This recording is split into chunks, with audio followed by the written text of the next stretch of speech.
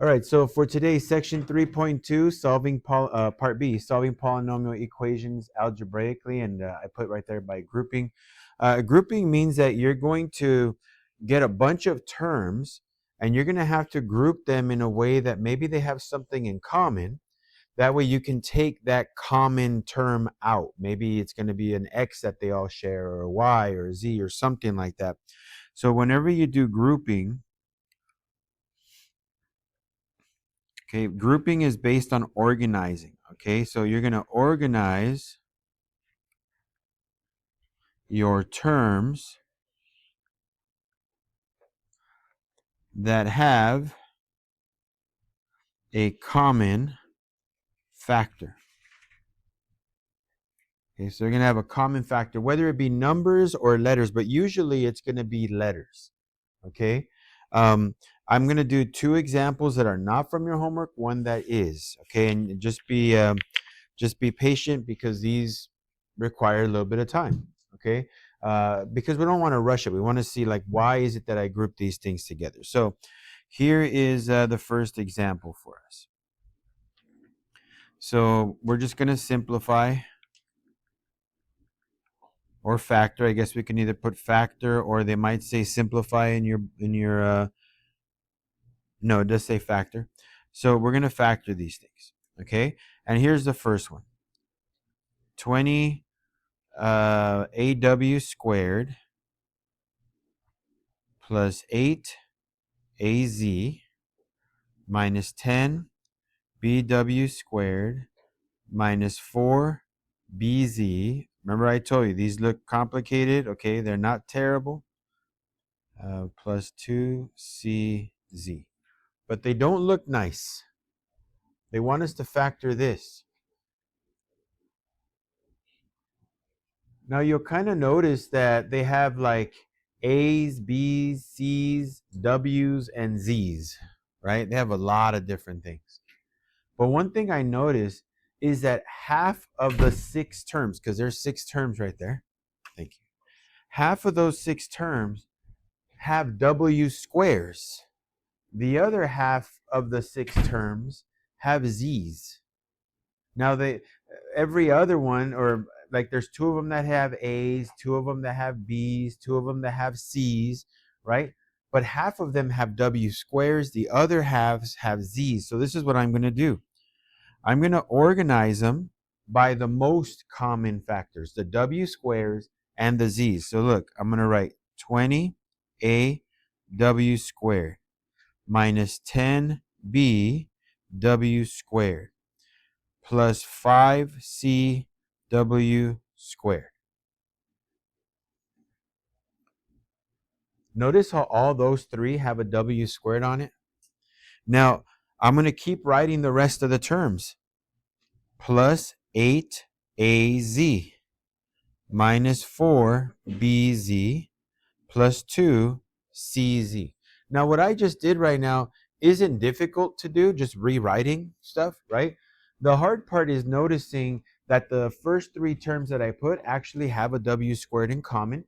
The last 3 terms have a Z in common. You're looking for these things, okay? The observational part is kind of the hard part, where you're going to say, oh, I noticed that 3 of these have this in common, and the other 3 terms have something else in common. Yeah, they all have A's and B's and stuff like that, but I noticed they have the W squares and the Z's. Okay, so let me keep going. Since the first 3 terms have W squares, I'm going to go ahead and write them out like this. 20AW squared minus 10BW squared plus 5ZW squared plus, since that 4th term is positive, I'm going to put a plus like this. Bless you. 8AZ minus 4BZ plus 2CZ. So I'm grouping them. That's why they call it grouping. I'm going to group them into 2 things. Now, the first set of 3, they all have a W squared, but they also have a number in common. What number can I take out from all 3 of those? I can take out a 5, yeah. I can take out a 5. So look, I'm going to take out a 5w squared. Now, if I take out a 5w squared, let's look at the first term. Okay, 20aw squared. 20 divided by 5 is 4. Okay, so I'm going to write 4. The a doesn't get divided by anything, so 4a. And then w squared divided by w squared. So again, I'm looking at these first terms, okay? I'm dividing those. So w squared divided by w squared cancels out. Minus. Now, I do 10 divided by 5, that's 2. So I'm going to write 2. The b is not going to get divided by anything. W squared divided by w squared cancels. Plus 5 divided by 5, well, that's 1. The c doesn't get divided, and the w squared divided by the w squared cancels out. So here is my result when I take out the 5w squared. Now let's keep moving on. Plus, notice how the next 3 terms all have a z in common. What number do they have in common as well? A 2. So I'm going to take out a 2z. And now I'm going to divide again. What's 8az divided by 2z? Well, 8 divided by 2 is 4. The a is untouched. The z's are going to cancel. So that becomes a 4a. Minus, all right, 4bz divided by 2z. 4 divided by 2 is 2. The b is untouched. Z divided by z cancels out. So my result is a 2b. Plus, here's the last term, 2cz divided by 2z. 2 divided by 2 is 1. The c is untouched because nothing divides the c. Z divided by z cancels out. So all that's left is c. Do you notice anything interesting in the way it looks like right now?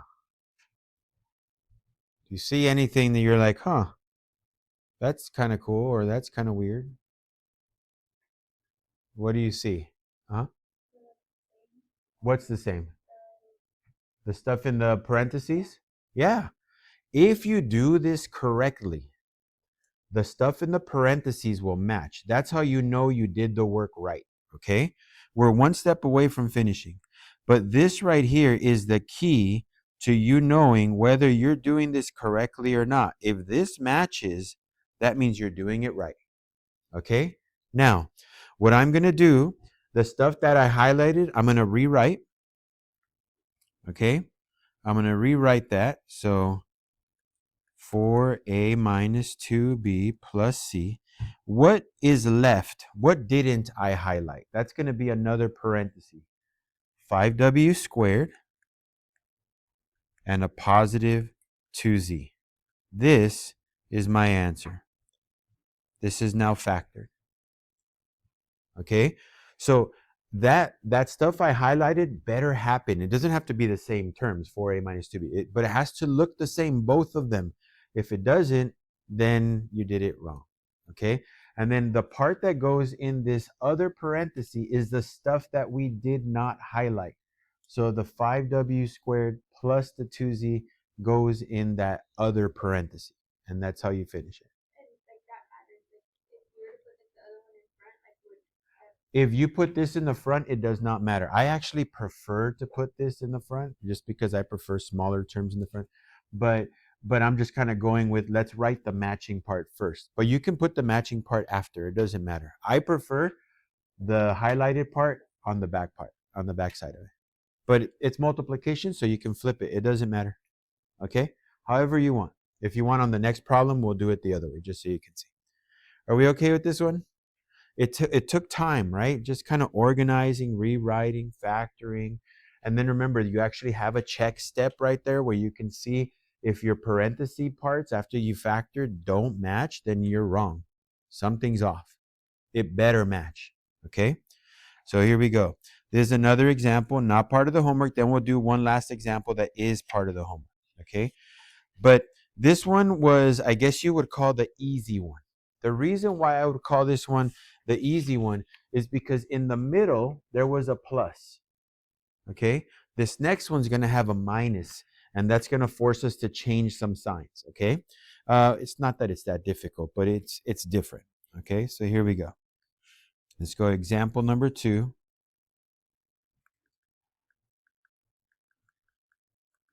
I'm going to factor, okay? And again, it's going to be kind of a long original problem. So 6bx minus 3by plus 2cx minus cy plus 4dx minus 2dy.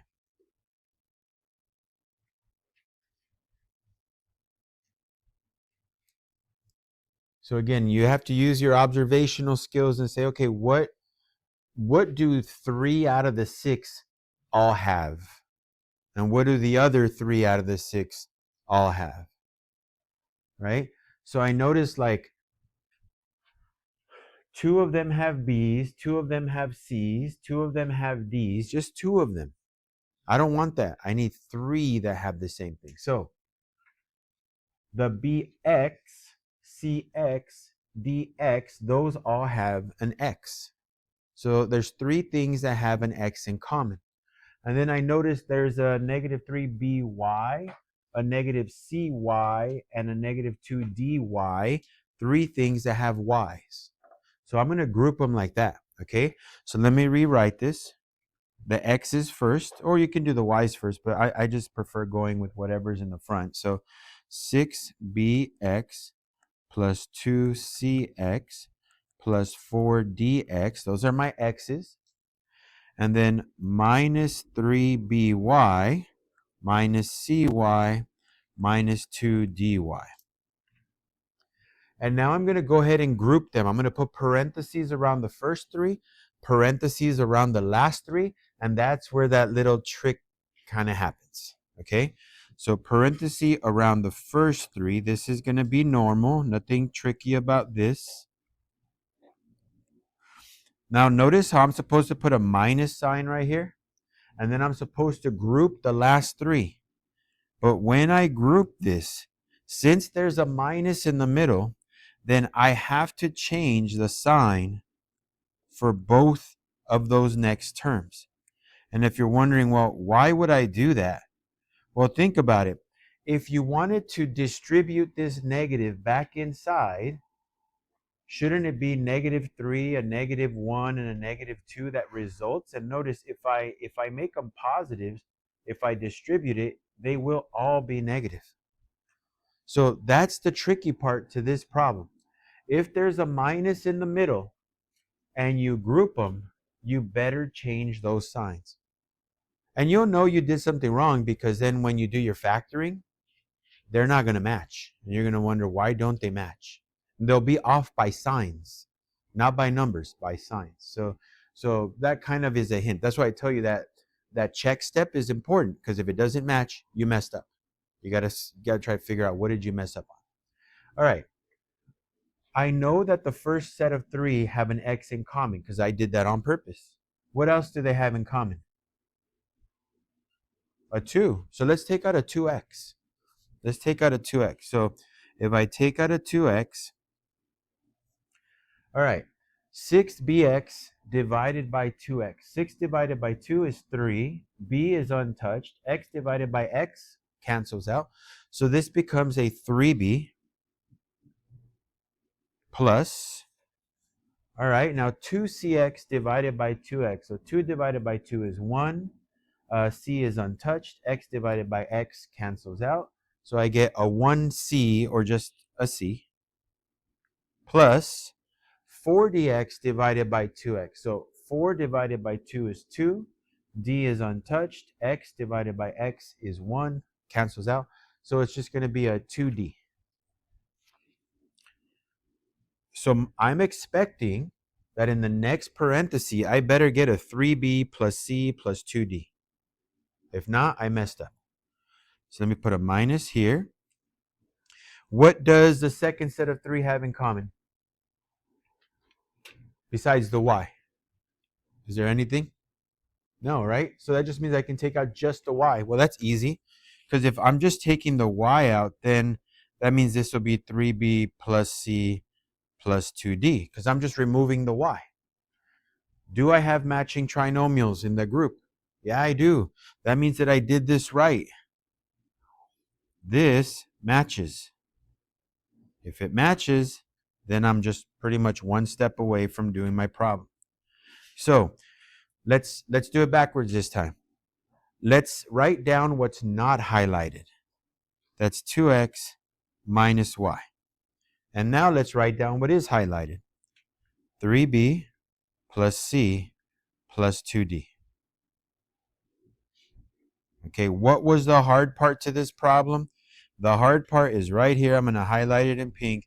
The fact that this was negative, that resulted in a negative middle portion, makes you change signs when you group them. So be careful with that. Okay? And again, you'll know that should have happened, because what you would have gotten in the second set would have been a negative, or sorry, you would have gotten a 3b minus c minus 2d, and this one would have been pluses over here on the first side. And you're going to say, wait a minute, my signs are off. What happened? That's usually a clue that you factored out a negative and you forgot to change the signs. Okay? So that's why I'm telling you, it's important you check that. Now, let's do a problem for you guys from your homework. That way you only have 3 problems to do for homework. Okay? This will be example, or not example. Let's see. Let's do number, let's do number 8. That one looks pretty busy. Actually, 9 and 8. I don't know. We'll just do 8. This is number 8. Okay, they both look kind of the same in terms of busyness. So they're going to want us to factor. Again, this is your homework problem. 12ax squared minus 20cy squared minus 18bx squared minus 10ay squared plus 15by squared plus 24cx squared. Right now it's going to look a little weird. I just want to move this down a bit.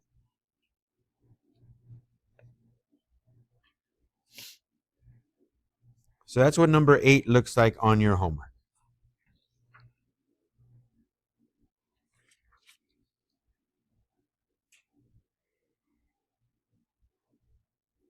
Give you a little bit more time just to write down. I know it's a lot.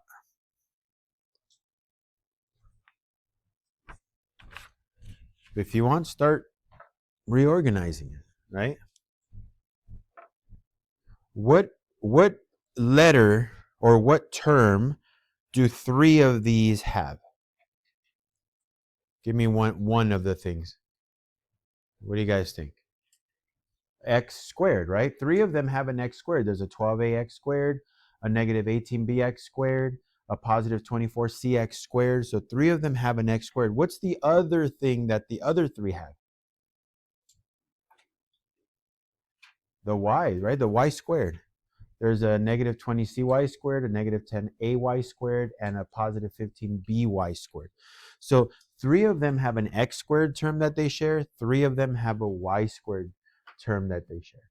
Okay, so let's go ahead and start organizing these in things they have in common. So 12ax squared minus 18bx squared plus 24cx squared. So those are all my x squared terms.